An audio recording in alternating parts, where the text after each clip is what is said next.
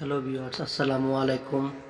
আমি মালয়েশিয়া থেকে বলতেছি। আন্তরিকভাবে দুঃখিত আমার মুখে আলগা এটা ব্যবহার করার জন্য, কারণ এটা হচ্ছে নিরাপদের জন্য আমি মালয়েশিয়া থেকে বলতেছি।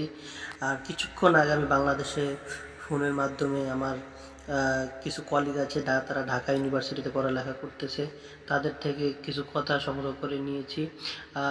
তাদের এখন ঢাকার অবস্থা খুবই ভয়াবহ, আর সেনাবাহিনী একবারই কঠোর অবস্থানে আছে।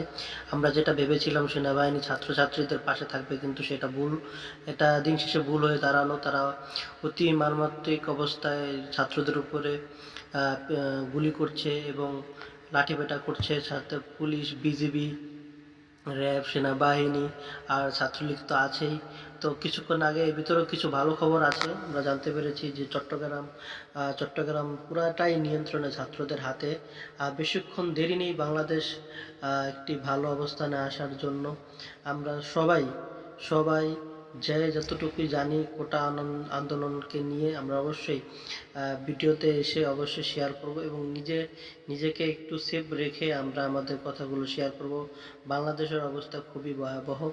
আর গতকালকের কিছু কথা আছে, যেমন হাজী সেলিমের বাড়িতে আগুন, রমনা বংশাল থানার ওসি মারা গেছে, এবং আমাদের কষ্টের কথা হলো আমাদের ঢাকায় 3জন লোক কালকে আরও মারা গিয়েছে। তো সব মিলিয়ে মৃত সংখ্যা 52-54 জন ছাড়িয়ে গিয়েছে।